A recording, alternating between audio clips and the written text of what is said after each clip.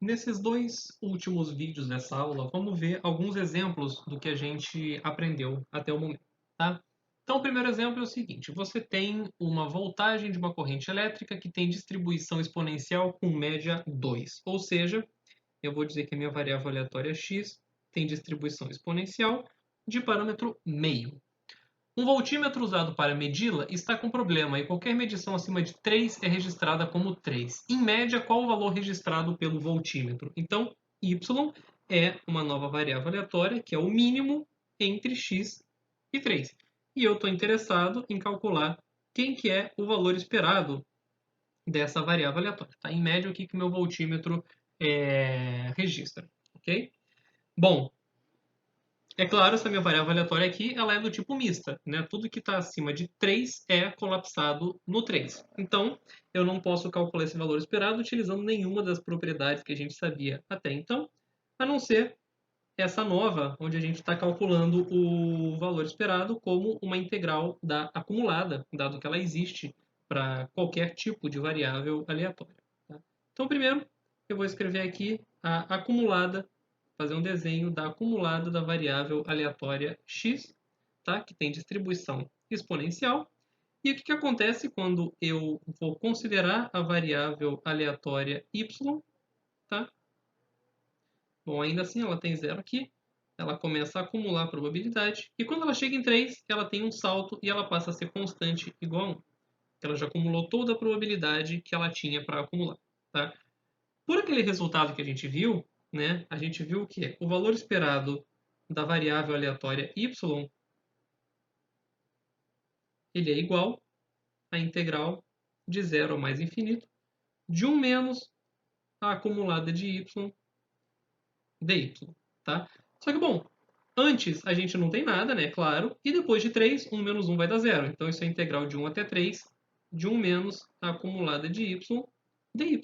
Tá? É só a gente calcular essa área aqui, que isso vai dar para a gente o valor esperado que a gente procura.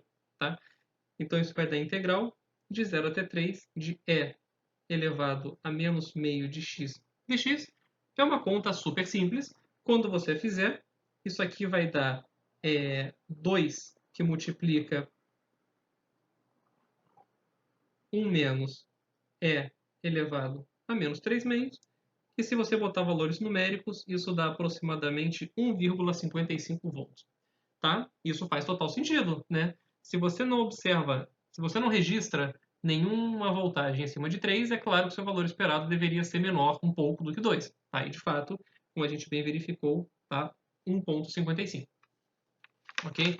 O segundo exemplo que a gente vai ver é um exemplo ilustrando que se o valor esperado de um produto se fatora como produto dos valores esperados, isso não implica que as variáveis aleatórias sejam independentes. Tá? É um exemplo super simples, vamos fazer ele bem rapidinho aqui. E a gente pode enxergar esse exemplo da seguinte forma. Tá? Uma moeda equilibrada é lançada duas vezes e a gente denota por xi o resultado observado. Xi igual a 0 é coroa e xi igual a 1 é cara. Então, a gente pode montar aqui uma tabelinha para x1 e x2, que assumem os valores 0 e 1, tá? Cada um com probabilidade 1/4, ok? De ocorrência. Cada par com probabilidade 1/4 de ocorrência. Quando a gente for olhar quem que é o par aleatório UV, tá? A gente monta uma tabelinha análoga.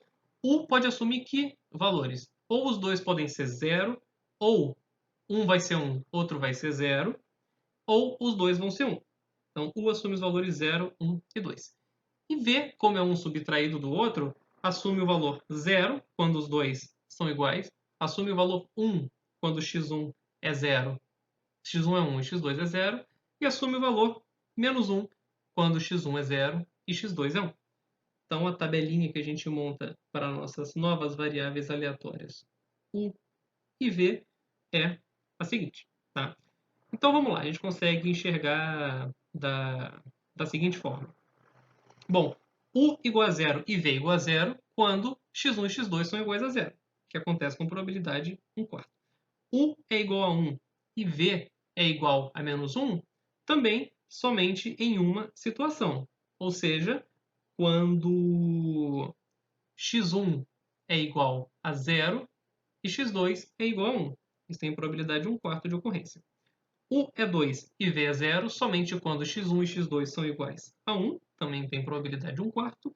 E U é 1 e V é 1, também quando x1 é igual a 1 e x2 é igual a 0. E esses dois têm probabilidade de 1/4 de ocorrência e todos os outros têm probabilidade igual a 0 de acontecer.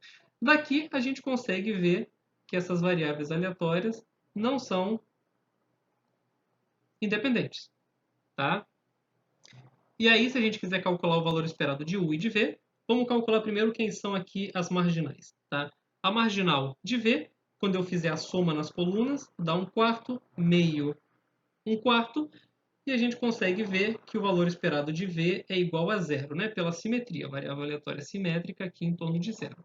Se a gente for calcular quem que é a marginal aqui nas colunas de U, eu vou apagar esses não são independentes aqui para a gente conseguir escrever isso sem ficar feio. Então aqui vai ficar, quando eu somar nas linhas, dá também 1/4, meio, 1/4. Minha variável aleatória U é simétrica em torno de 1, então eu sei que o valor esperado de U é igual a 1.